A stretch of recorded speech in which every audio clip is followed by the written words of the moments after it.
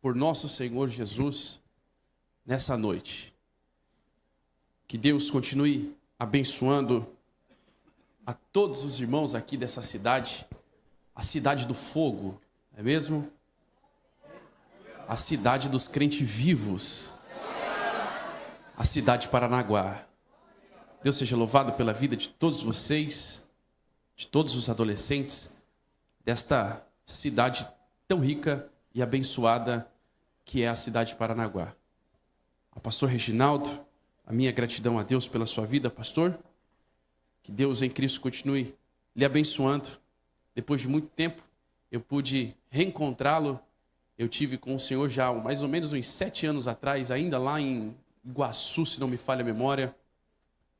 E naquela época, a gente já trocou um pouco de palavra e eu pude aprender muito com o Senhor. E vendo tudo que o Senhor tem feito na sua vida, é uma alegria muito grande ver o que o Senhor tem feito na sua história.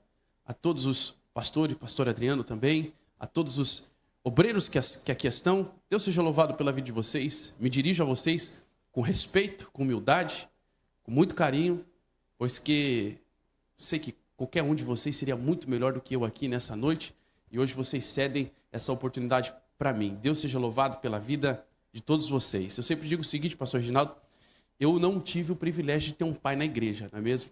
Eu fui adotado quando criança e eu não aprendi como muitos dos senhores aprenderam. E todas as vezes que eu tenho a oportunidade de sentar e ouvir, seja na escola bíblica, seja nos eventos que eu tenho na minha igreja, eu sento, ouço, para que posteriormente Deus me dê a oportunidade para falar. Deus seja louvado pela vida de todos os obreiros. Tenha certeza que esses adolescentes que aqui estão têm os senhores e senhoras como uma referência para este tempo. Deus seja louvado pela vida de todos vocês. William, sua esposa e irmã, Michele, Deus abençoe a vida de vocês poderosamente. Aos líderes que compõem aqui também a diretoria desses adolescentes, Deus seja louvado pela vida de todos os senhores e senhoras que aqui estão servindo a Deus. Eu vim com uma palavra e eu preciso pregar a palavra de Deus a vocês. Nós viemos aqui para receber uma porção de Deus e é isso que Deus tem para nós aqui nessa noite. Me faço acompanhado da minha esposa. Olha aqui para mim, isso, eu te amo. É uma bênção, né? Se deu certo para mim, solteiros, vai dar certo para vocês também, viu?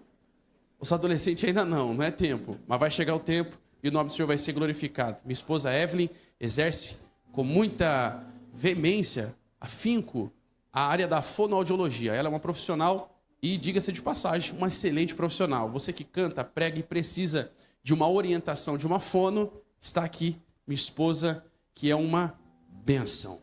Amém? Depois, se você quiser pegar o telefone dela e precisar de uma orientação, ela estará ali para te passar as orientações necessárias. Aos amigos que aqui estão, estou ladeado de amigos, sintam-se abraçados por mim nessa noite.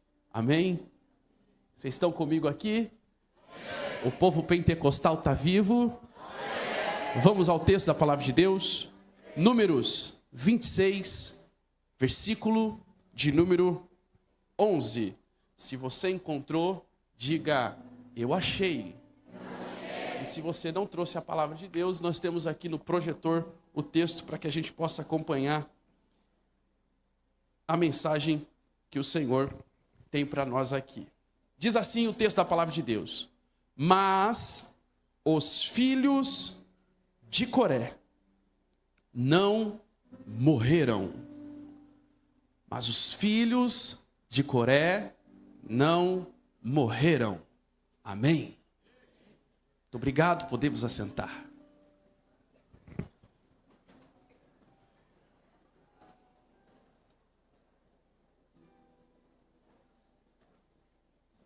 Eu preciso da sua atenção para que eu passe a vocês a mensagem que Deus colocou em meu coração nessa noite. Queridos, Abraão recebera uma promessa essa que Deus viera a cumprir quando Deus deu Isaque a Abraão. Deus diz a Abraão: farei de ti uma grande nação, vou abençoar quem te abençoar, vou amaldiçoar quem te amaldiçoar, e em ti serão benditas todas as famílias da terra. Esta é a promessa que Deus dá a a Abraão, patriarca Abraão.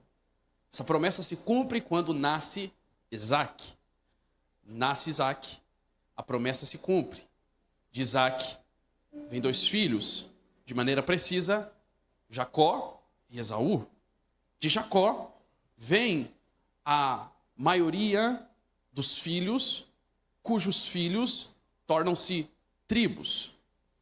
Essas tribos, de maneira numerosa, crescem, se desenvolvem.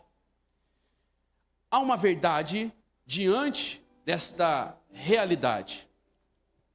Os filhos de Israel, eles crescem de maneira numerosa no Egito. No Egito é onde eles se desenvolvem. No Egito é onde eles progridem. É no Egito que eles crescem em número. Você sabe da história, conhece muito bem a história.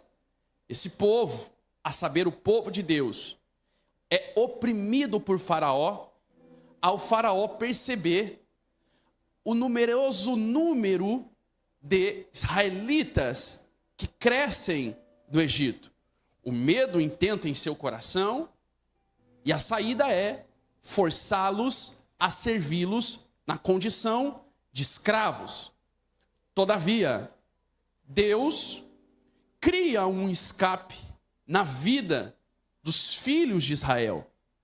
Esse escape se dá por Moisés.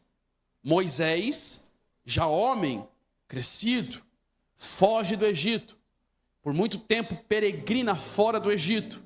Até que um dia, Deus direciona a Moisés uma ordem. Ordem essa que é para que Moisés volte ao Egito. Tire o povo da escravidão de Faraó.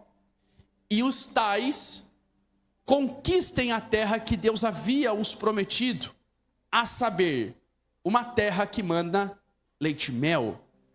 Moisés é o líder que Deus levantara para tirar o povo do Egito. Moisés é o líder que Deus levanta. Tanto é verdade que quando Moisés recebe tal palavra, a palavra de Deus a Moisés é: vá, porque eu serei contigo. Quando Moisés vem ao Egito, ele passa por um processo muito longo, diga-se de passagem, a fim de tirar o povo do Egito. Faraó endurece o coração e não permite com que o povo saia dali vivo. Você é um bom estudioso da palavra de Deus, sabe muito bem que quando Moisés chega no Egito, Deus, por meio de Moisés, tira o povo da escravidão, tira o povo do jugo pesado que Faraó havia colocado sobre o povo de Deus. O mar se abre, o povo passa, o povo sabe que Deus de fato mandou Moisés para o Egito para tirar o povo de lá. Entretanto, ao sair do Egito, eles não tomam de posse a terra de maneira imediata. Ainda, por um espaço muito longo, eles peregrinam no deserto. E nesse espaço de tempo, este povo vê o cuidado de Deus, vê o zelo de Deus. Durante o dia, o calor era intenso, seco, árido. Deus mandava uma coluna de nuvem a fim de que o povo não perecesse no calor intenso do deserto. À noite, Deus enviava uma coluna de fogo para que o povo fosse aquecido diante de um cenário de frio terrível. Fato é, Deus cuidou do povo, zelou do povo, foi providência para o povo, matou a fome do povo, conservou-os em vida no meio do deserto. E isso me chama a atenção, porque Deus não é irresponsável em chamar alguém e não cuidar de alguém que ele chama. Deus é responsável em cuidar, zelar, prover diante de todo o cenário caótico. Esta é a verdade de Deus.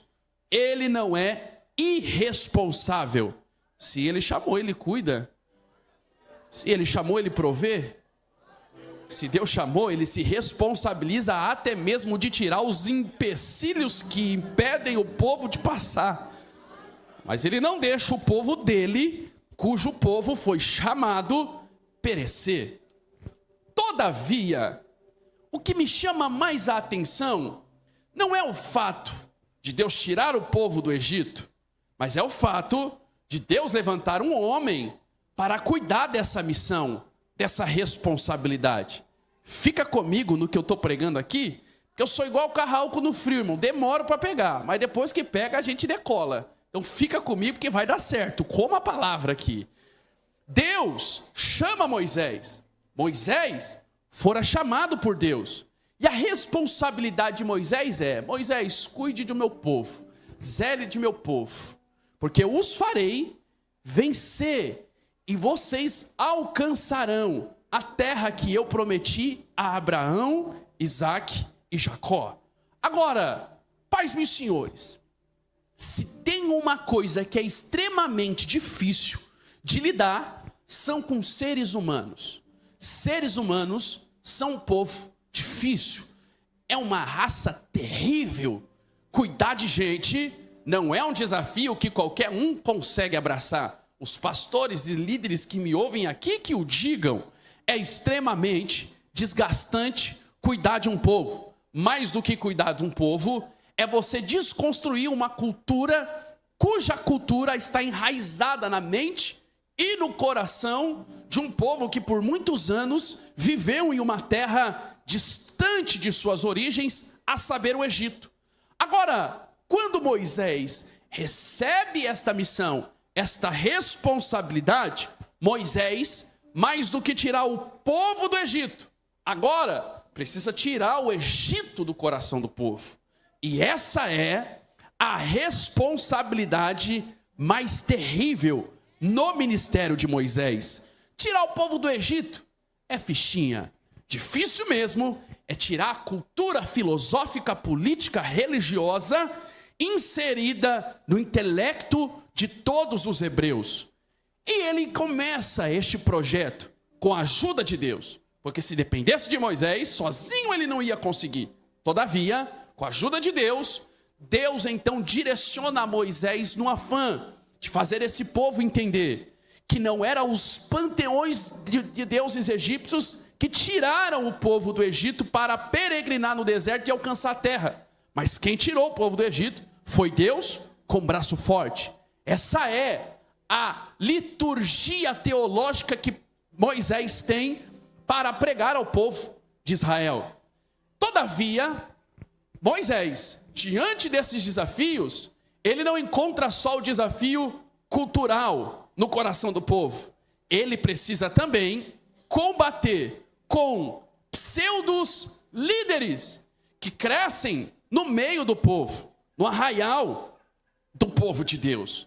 Números é a conjuntura de 5 livros que começam a história do povo hebreu, a saber, o Pentateuco: Gênesis, Êxodo, Levítico, Números, Deuteronômio. Aqui está os 5 primeiros livros da Bíblia que conta cada episódio de maneira detalhada o que aconteceu neste tempo no deserto. Agora, pais, meus senhores e senhoras que me ouvem nessa noite, quando nós olhamos para o capítulo 26, eu vejo Moisés enfrentando um desafio terrível. Qual é o desafio? De homens principais, pessoas de nome, pessoas tradicionais, pessoas poderosas dentre as tribos do povo de Israel, a saber, Coré, Abirão, Datã. Tais se levantam contra a liderança de Moisés. E eles dizem: quem vai mandar aqui não é mais Moisés. Eu vou mudar a regra aqui, a liturgia aqui, e as coisas vão ser do jeito que nós queremos. Abirão, Datã e Coré. Moisés fica sabendo disso e diz consigo: ah, é? Então tá bom. Eu imagino que Moisés faz algumas perguntas. Por um acaso, vocês viram alguma sarça pegando fogo e uma voz saindo de dentro dela dizendo: vai até o Egito e tire o meu povo de lá? O silêncio impera sobre toda a congregação. Imagino que Moisés continua o seu sermão dizendo: por um acaso, vocês subiram no monte, e no alto do monte, vocês viram a manifestação da glória de Deus em pessoa. O silêncio impara também. E ele continua o seu sermão dizendo: por um acaso, algum de vocês, quando Deus quer falar no meio do povo, Deus se comunica com vocês? O silêncio impera também. Por um acaso, quando o povo construiu um bezerro de ouro, tocou tambor para o bezerro de ouro, e Deus direcionou a vocês o que fazer, e mais do que isso, quando vocês armam a tenda de vocês fora do arraial, por um acaso, Deus se aproxima de vocês e conversa face a face? Eu imagino que a resposta é: não, Moisés, com a gente nunca aconteceu isso. Pois bem, todos vocês não se levantaram contra mim. Todos vocês se levantaram contra Deus. Eu aprendi ao longo do meu tempo de vida, por mais que eu não tinha sido ensinado em casa, mas eu aprendi pela Bíblia que contra líder ninguém se levanta, principalmente se o líder foi levantado por Deus.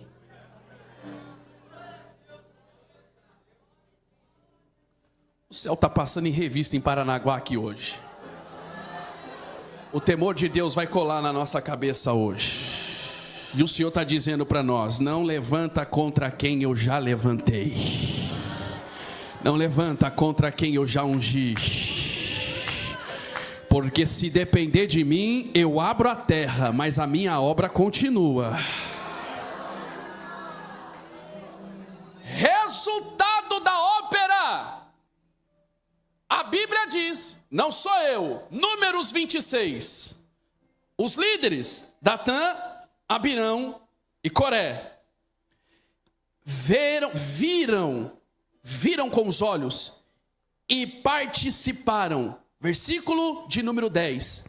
A terra abriu a sua boca e os tragou com Corá quando morreu a congregação, e o fogo consumiu todos aqueles que se levantaram contra a liderança de Moisés. Ok, agora escute-me o que eu vou dizer. Verso de número 11. Grita para nós, dizendo: Abirão, Datã, Coré, ou Corá, os que se levantaram contra a liderança de Moisés, todos morreram. Todos morreram. Digo de novo, todos morreram. Mas o versículo 11 afirma para nós, dizendo: mas os filhos de Corá não morreram. Eu quero que todos os adolescentes e a igreja aqui presente grite comigo o versículo de número 11, no 3, 1, 2, 3. Mas os filhos de Corá não morreram. Os filhos de Corá não morreram.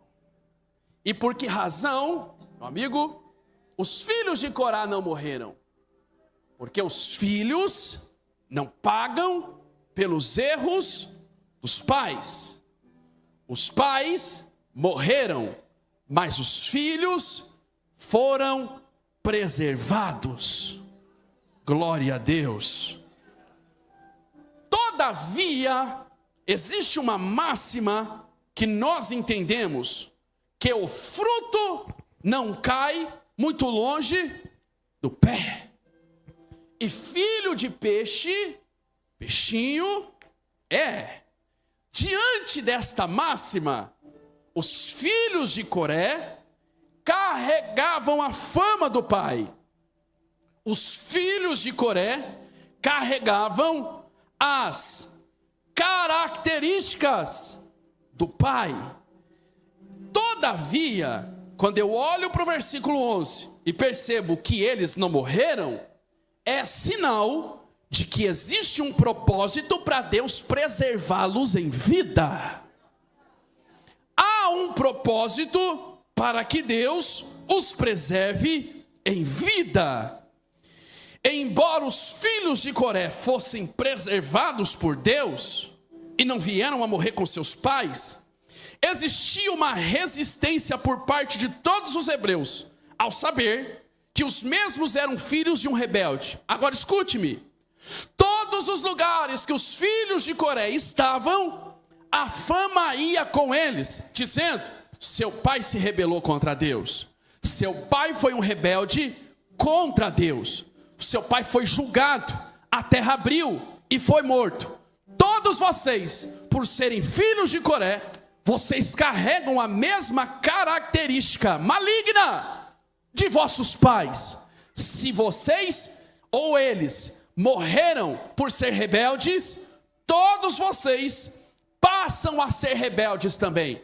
Agora escute-me: os judeus zelam pela genealogia, pela árvore genealógica.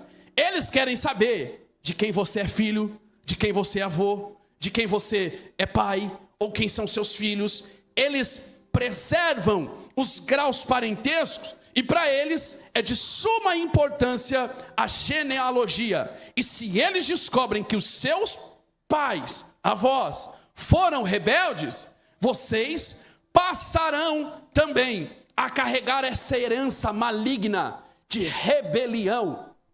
Ora, a família dos filhos de Coré carregava verdades malignas. Eles eram lembrados pelo mau exemplo. Ora, os anos se passam, passam-se os séculos, passam-se as décadas, e eles continuam sendo filhos de um rebelde, sendo filhos de alguém que se levantou contra Deus. Até Judas, lá no penúltimo livro da Bíblia, no seu capítulo 1, versículo 11, ele afirma em alto e bom som quais eram as prerrogativas dos filhos de Coré ou de Corá. Ai deles, porque entraram pelo caminho de Caim, foram levados pelo engano do prêmio de Balaão e pereceram na contradição de Corá. Ora, eles carregam esta lógica de alguém, filho de rebelde, filho de alguém amaldiçoado. Agora, olha para mim aqui. Já pensou vocês chegarem em um lugar e quando alguém olha para você, diz assim: você não merece estar vivo, você não merece cantar no coral, vocês não merecem congregar numa igreja tão abençoada como essa, porque vocês são filhos de alguém que foi engolido pela terra, cuja terra foi aberta pelo próprio Deus. Passam-se os anos, a fama permanece. Humanamente falando, isso era motivo de vergonha, de fracasso, de mazelas, de miséria.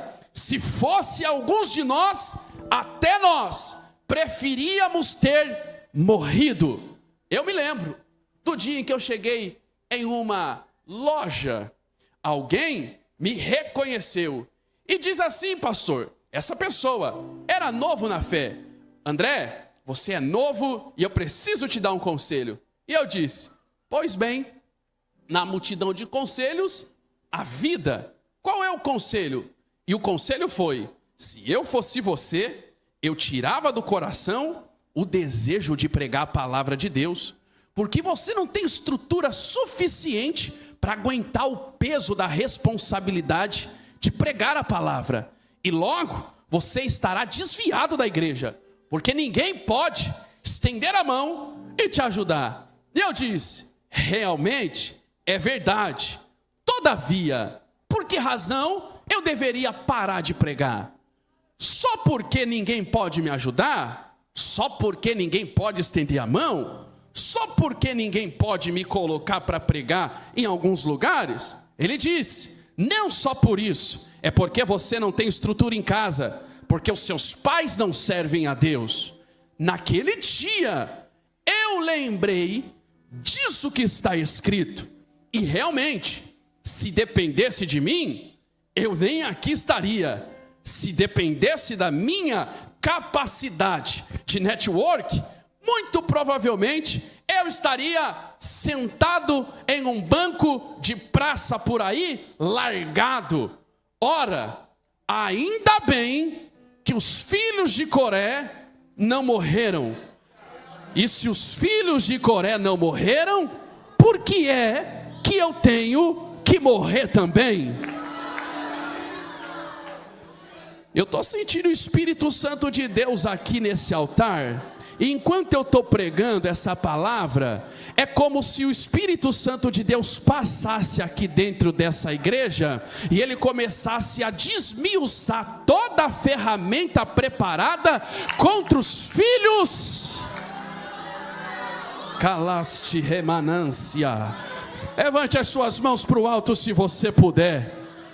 Diga comigo, eu não pago pelos erros de meus pais. Não é porque tais teve fracasso. Diga, não é porque tais teve fracasso que eu serei um fracassado. Toda a ferramenta preparada contra vocês não vai prosperar. O nome do Senhor vai ser glorificado e vai cair toda a palavra de maldição contra a tua vida. Aleluia. Glória. Ora, a fama permanece nos filhos de Coré. Todavia, onde eles passam, a fama vai com eles. Vocês devem morrer. Eu imagino que a lógica na mente de todos os filhos de Coré era, de fato, porque todas as vezes que você ouve algo repetidas vezes, você será induzido a praticar tais atos. É psicologia isso. Se os seus pais diz para você que você será um fracassado, você assume isso como verdade absoluta. É por isso que os pais têm que entender o que Deus está dizendo aqui. Para de dizer para os seus filhos que o seu filho não presta. Para de dizer para os seus filhos que os seus filhos não terão sucesso, porque isso é uma ferramenta do diabo para fazer os seus filhos serem um fracasso. Ora para os seus filhos e ao invés de dizer que eles são um fracasso, diga, você vai chegar onde eu não cheguei porque você é uma flecha. Você vai mais longe, você vai pisar onde eu não pisei, você vai conquistar o que eu não conquistei e tu serás uma bênção. Ora, esta verdade absoluta é carregada no coração dos filhos de Coré. Agora, chega um espaço de tempo e o tempo sempre revela quem de fato nós seremos, porque o tempo, o dono do tempo já sabe o que vai ser no nosso futuro, porque ele não se encaixa no tempo, ele está fora do tempo, ele já sabe como você começa e como você termina, ele já está lá. É por isso que você precisa obedecer à sua voz, porque a sua voz já direcionou você para chegar lá, e quando você chegar lá, você vai chegar onde de fato Deus quer que você venha a chegar. Agora, escute, diante desse cenário, todos os filhos de Coré carregavam este ato maligno dentro de vocês, até que Davi, o rei de Israel, elege os filhos de Coré para servirem juntos aos sacerdotes no tabernáculo, posteriormente no templo. Imaginem vocês, todas as vezes que vocês passam diante do tabernáculo, passam diante do templo, alguém diz, não dê oportunidade para os filhos de Coré, porque eles carregam uma maldição, eles carregam o peso de um rebelde. Não deem oportunidade para os filhos de Coré, porque tudo que eles merecem é a morte. Aí levanta-se um rei no meio de Israel e diz, olha, todo mundo não dá R$1 para vocês, mas a partir de hoje eu quero que vocês venham para o templo, viu? A partir de hoje eu quero ver vocês com harpa na mão. A partir de hoje eu quero ver vocês com violão na mão. A partir de hoje eu quero ver vocês com saxofone na boca soprando. A partir de hoje eu quero ver vocês cantando corinho de fogo na congregação. A partir de hoje eu quero ver até vocês pregando. Tem coragem? eu imagino que os filhos de Coré olham para Davi e dizem: olha, Davi, a vida inteira eu fui rejeitado por todos os meus irmãos aqui em Israel, mas o Senhor é rei, e o rei tem a palavra. Então se o Senhor está dizendo o que o Senhor quer, nós queremos em dobro. Pode contar com a gente, porque a gente vai atender o seu pedido. Agora os filhos de Coré, de um rebelde, são trabalhadores na obra de Deus, e os mesmos carregam ferramentas importantíssimas para o desenvolvimento do sacrifício e louvor a Deus. Haja vista, tais eram oriundos da tribo de Levi, ou seja, eles estavam liberados. Deus nunca faz nada por engano, viu? Não existe coincidência, existe cristocidência. Aleluia, eu estou sentindo graça para dizer isso aqui. Não é coincidência, é cristocidência. Por quê? Porque se eles eram oriundos da tribo de Levi, eles estavam habilitados para trabalhar no serviço sacerdotal, no tabernáculo e no templo. Quando Davi diz: vocês querem? Eles aceitam, eles vão, eles passam a ser fundamentais no serviço sacerdotal, no tabernáculo e posteriormente no templo. Costumeiramente, tais eram colocados para trabalhar na obra de Deus. Agora escute o que eu vou dizer. Dentro do tabernáculo e do templo haviam portas, haviam como se fosse portões, e existia um portão de maneira específica chamado portão oriental ou porta dourada. Que porta é essa? Ezequiel profetiza dizendo que esta porta oriental ou dourada, ela foi fechada, ninguém podia passar ali. Ou seja, esta porta era proibido acesso. Todos passavam por outras portas, mas na oriental ninguém podia passar. Porque, segundo a história, era por ali que o Messias iria entrar no templo. Por isso, essa porta era preservada. Ou seja, não tinha movimentação, não tinha público, não tinha pessoas, era um lugar isento de gente. Ali, todos que cuidavam dessa porta não ficavam dentro do templo, mas fora do templo. E se não bastasse, fora dos muros. Por quê? Porque ali ninguém passava, era proibido. Era como assim, ó, vocês até trabalham no templo, mas quando vocês estiverem trabalhando, ninguém vai ver vocês trabalhando, viu? Ninguém vai ver vocês regendo, ninguém vai ver vocês tocando. Ali, todos vocês não vai ter aplauso, não vai ter reconhecimento.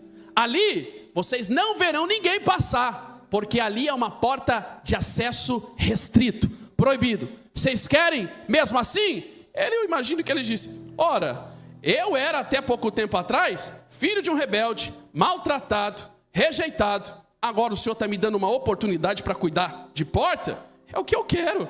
Pode me colocar ali. Se é isso que tem, é isso que eu vou fazer. Vamos embora. Eles pegam as suas ferramentas, vão para a porta oriental, e tem um detalhe: todos que cuidam da porta não podem ficar calados, eles têm que ficar cantando.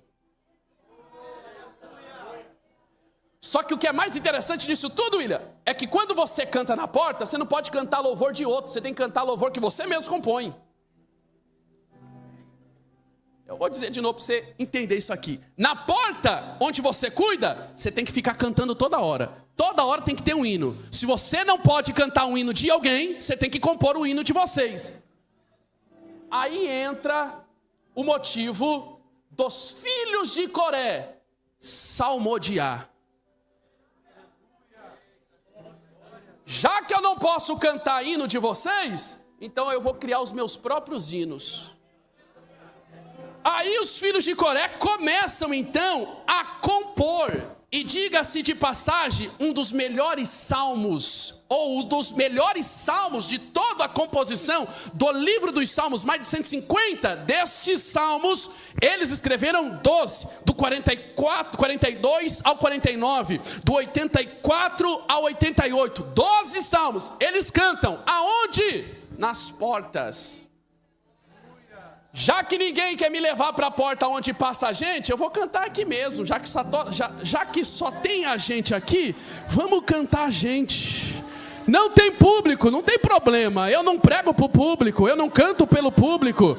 Se tiver uma portinha para mim poder fazer a obra de Deus sem gente, não tem problema. Eu vou dar sequência naquilo que Deus já me deu. Ou seja, com gente ou sem gente, eu canto.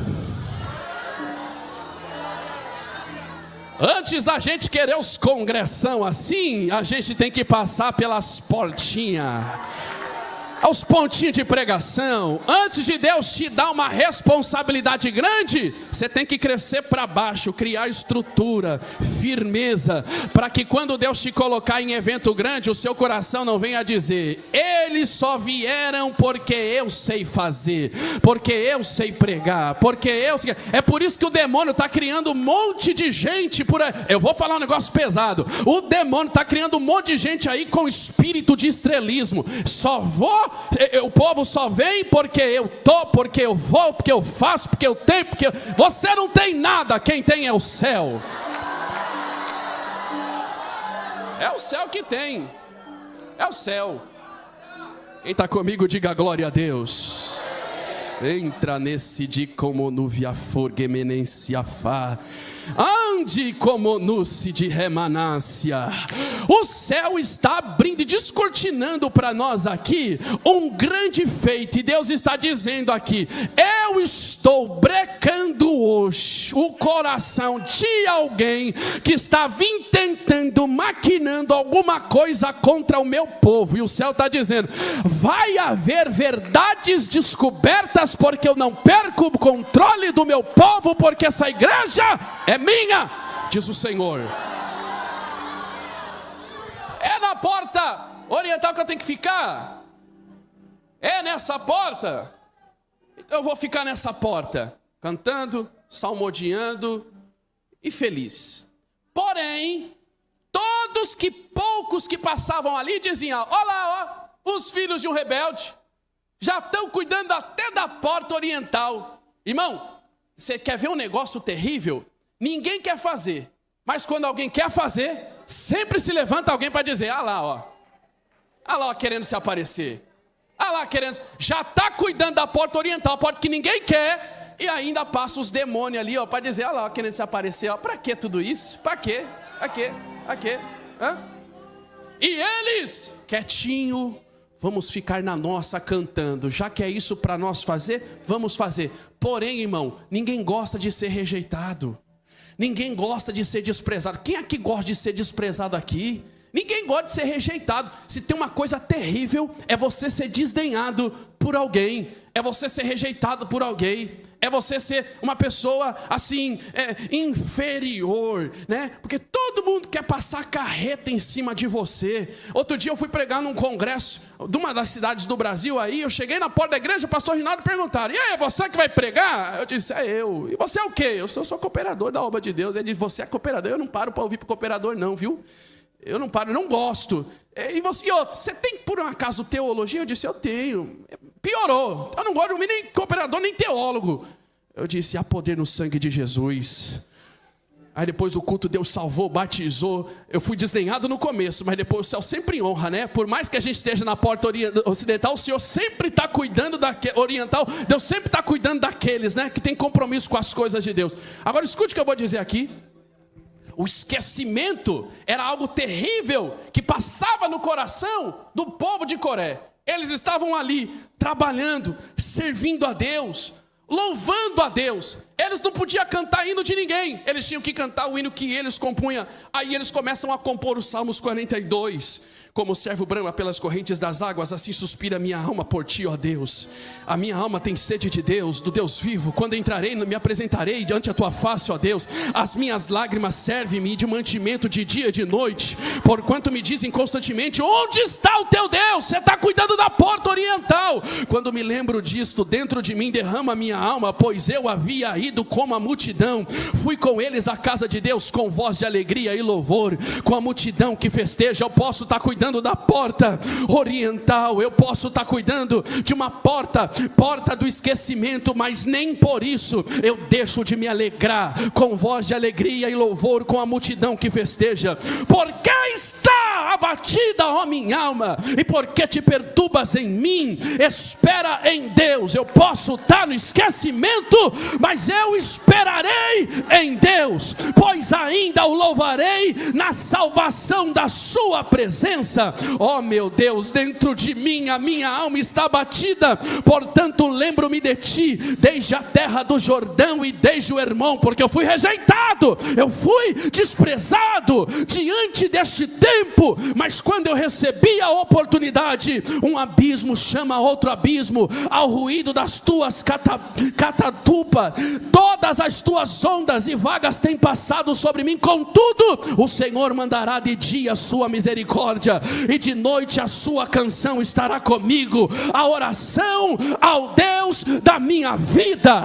Eles estão dizendo: eu posso estar com a alma abatida, e ela pode até estar perturbada, mas eu não deixo de cantar, eu não deixo de louvar, eu não deixo de erguer a minha mão.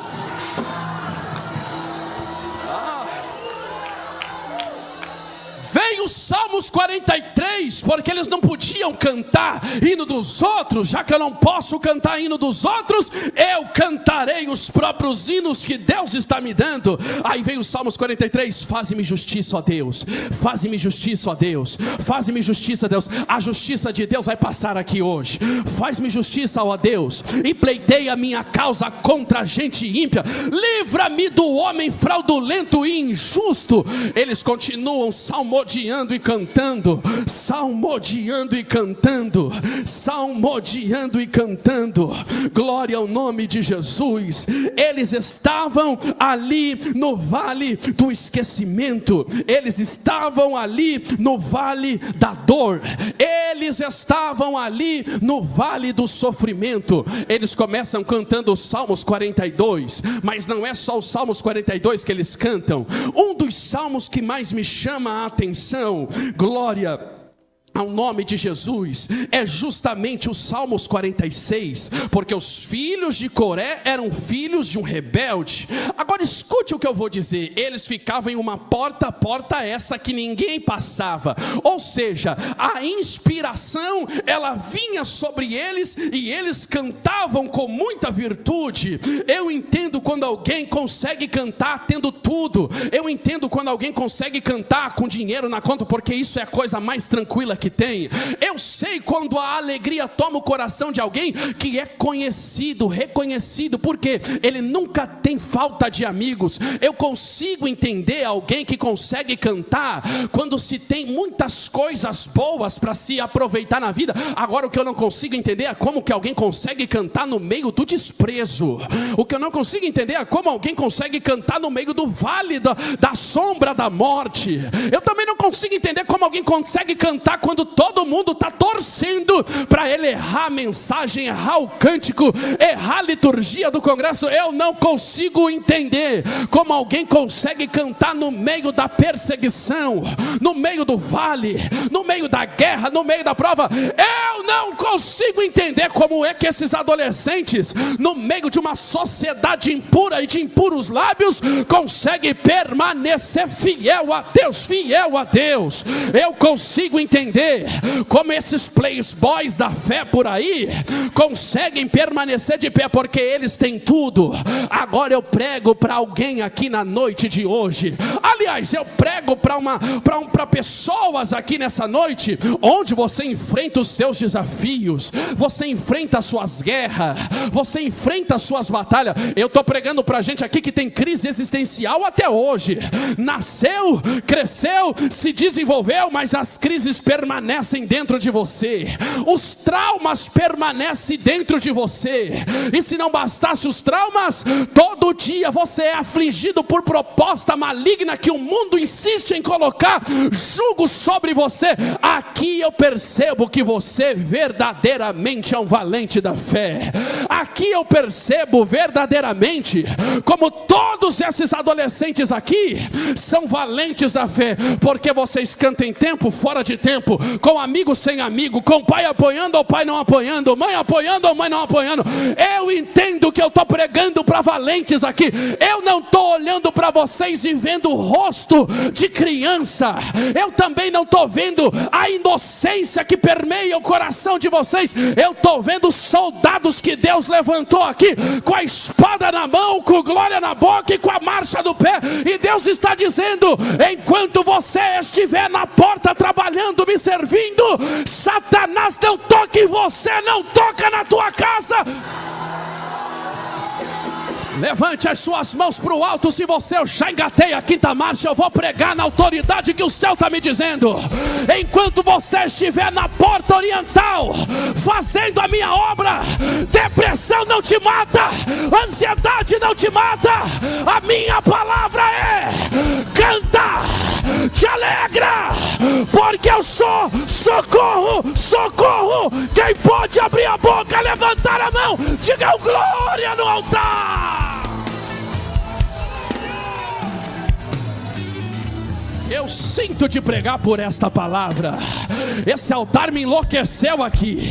E se tem alguém comigo entendendo o que eu estou pregando, por esta palavra vai cair o cavalo, vai cair o cavaleiro, vai cair o demônio, mas a minha igreja vai ficar de pé, de pé. Levante a mão, deixa um glória no altar.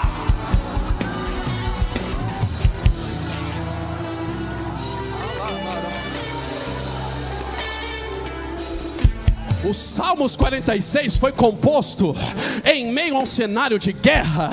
O Salmos 46 não foi composto em um período de paz. O Salmos 46 foi composto no meio de labutas terríveis, de cerco, de angústia, de provação. O livro de Isaías, mais precisamente o versículo, capítulo de número 37, registra para nós um episódio que aconteceu em Judá, aonde estavam os filhos de Coré na porta, cuidando da porta, cantando na porta. Eles não tinham composto ainda os Salmos 46. Todavia eles perceberam uma movimentação estranha no meio do povo de Judá. Qual foi então a movimentação que eles viram? Eles perceberam carta chegando. Qual carta que chegava? Carta de Senaqueribe, o rei daquela época. As cartas iam chegando e o povo amedrontado, porque nas cartas diziam assim: Senaqueribe vai invadir Judá, vai destruir os portões, vai destruir os muros, vai acabar com todas as riquezas que vocês têm dentre os muros de Judá, vai roubar o ouro, vai roubar a prata, vai roubar o cobre, vai roubar o ferro, vai roubar as crianças, vai matar as grávidas, os fetos cairão pelo chão, vocês não subsistirão ao grande rei Senaqueribe. Quem está comigo dá glória a Deus aí.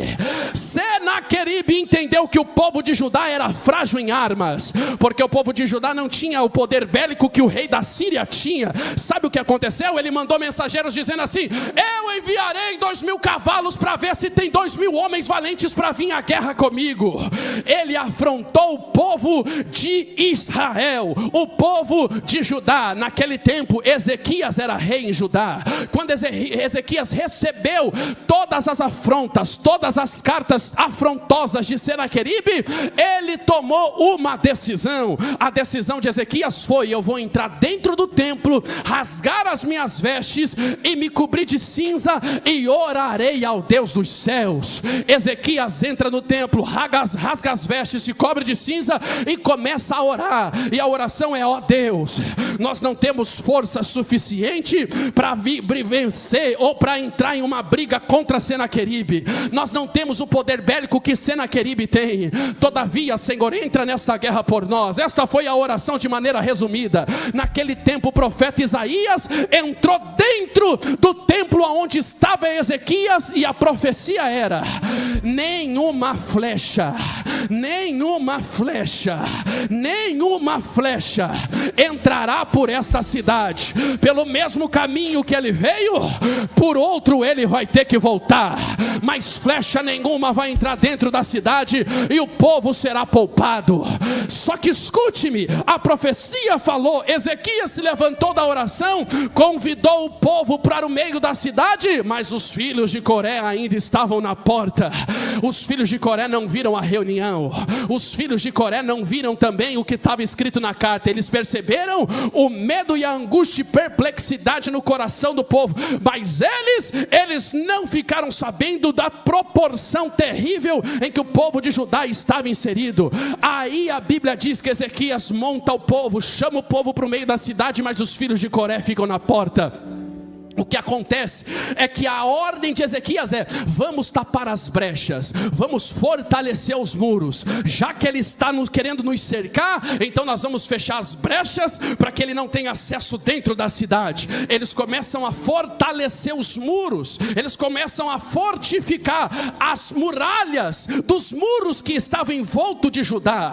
Eles fortalecem os muros. Enquanto isso, Senaqueribe vem marchando com um exército numeroso, aproximadamente 185 mil homens. Eles vêm marchando, e o povo vai percebendo o tamanho desafio que eles tinham. O exército era numeroso. Quando eles começaram a perceber as marchas do povo inimigo, todos eles começaram a ficar amedrontados, se esconderam dentro do templo quem podia, outros ficaram fora, mas o medo tomou conta de todo o povo de Judá. Aí os filhos de Coré estavam na porta exercendo as suas funções. O povo inimigo vem marchando contra eles e eles cantando na porta. O povo inimigo vindo em direção a eles dizendo: vamos matar todo mundo, vamos acabar com a geração de todos os filhos de Judá, vamos acabar com os israelitas, vamos destruir tudo que eles têm, vamos roubar o ouro, vamos roubar a prata, vamos destruir tudo que há dentro de Judá. A grande marcha começa a acontecer dos filhos, ou melhor, de Senaqueribe e os filhos de Judá dentro do templo. Lá vem o exército de Senaqueribe marchando. Músicos, se é que vocês podem, faça som de marcha aí, por gentileza, porque vem os grandes exércitos de Senaqueribe. O medo toma conta do povo de Judá, o medo toma conta dos filhos de Israel. Todavia, os filhos de Coré sabem o que é perseguição. Os filhos de Coré sabem o que é viver com medo. Os filhos de Coré sabem o que é o medo do cerco de alguém mais forte do que eles. Eles permanecem na porta, eles permanecem na porta, e eles começam a observar: grande é o exército de Senaqueribe, grande é o exército do rei da Síria. Nós não, me dá liberdade, pastor Reginaldo. Grande é o exército do inimigo, grande é o exército de Senaqueribe. Meus amigos, meus irmãos, nós não temos mais o que fazer. Tudo que a gente tem é fôlego no pulmão, é glória na boca. Tudo que a gente tem é a marcha no pé. Vocês estão comigo aqui? Nós não podemos e não precisamos da arma da terra. Nós precisamos do fôlego da vida. E se Deus é o nosso refúgio e fortaleza, bem presente na angústia, pelo que não temeremos, ainda que a terra se mude, as montanhas se abalem, há um rio cujas correntes alegram a cidade de Deus, o santuário das moradas do Altíssimo. Deus está no meio dela, Deus está no meio dela. Ela não será abalada, ela não será abalada. Deus nos ajudará ao romper da manhã. As nações se embraveceram, os reinos se moveram, mas Ele levantou a sua voz. A terra, a terra, a terra, a terra, a terra, a terra, a terra se derreteu. Varabacalamaia, Ele vai cessar a guerra. Quebra o arco, corta a lança, queima os carros do fogo. Aquietai-vos e sabei, eu sou.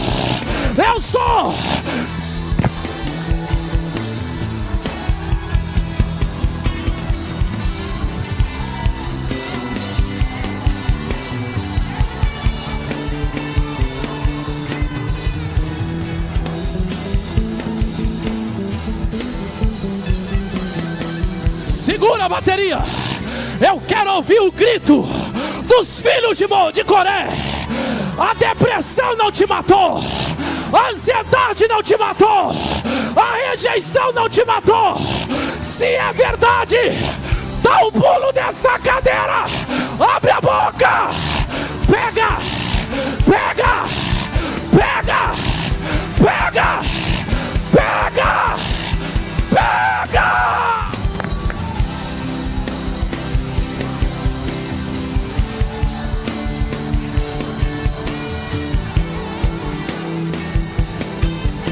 Levante a mão, levante a mão, levante a mão, levante a mão. O laço de morte quebrou, quebrou, quebrou, quebrou, quebrou, quebrou, quebrou. Pega o dom de Deus, pega. Eu enlouqueci aqui, acabou de entrar a cavalaria de Deus, e Deus está dizendo: quem era para morrer, pega vida, vida.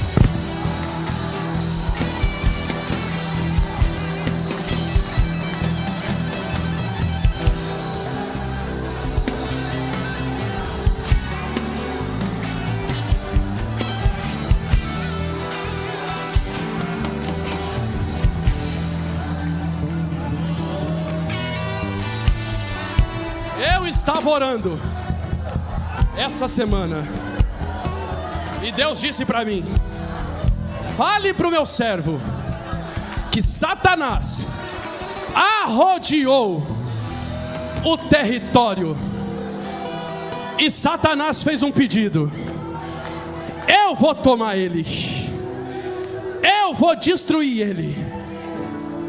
E Deus falou para mim: fala para o meu servo que eu tenho cuidado até daqueles que têm colocado espias no campo de Paranaguá.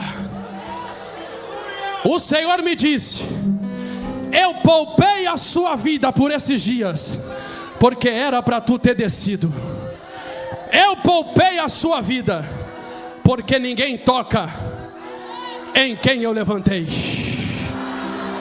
E para o Senhor saber que é Deus na minha vida, assim diz o Senhor: pega a vida agora, pega a saúde agora, vitamina A, vitamina B, vitamina C, vitamina D, porção da minha glória, porque enquanto eu envolvo o Senhor na minha glória, diz o Senhor, eu passo agora batizando com meu Espírito.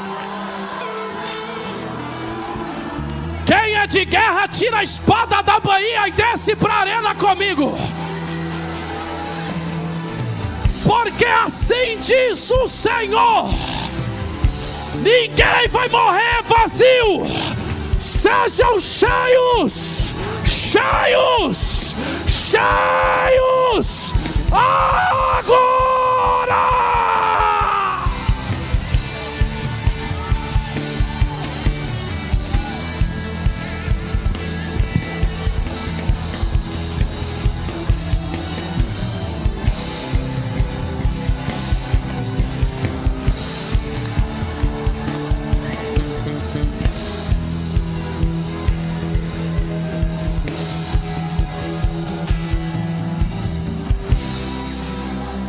Segura, eu preciso profetizar. Pegue na mão de quem está do seu lado e eu vou encerrar agora.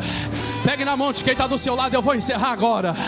Assim diz o Senhor: eu não vou te deixar esquecido na porta, eu não vou te deixar esquecido no esquecimento, eu não vou deixar Satanás minar o futuro que eu tenho para você, eu não vou deixar o diabo tocar na tua vida, eu não vou deixar Satanás fazer você ser um fracassado, fazer você ser alguém oprimido dentro de um quarto à base de diazepam, Rivotril, tarja preta.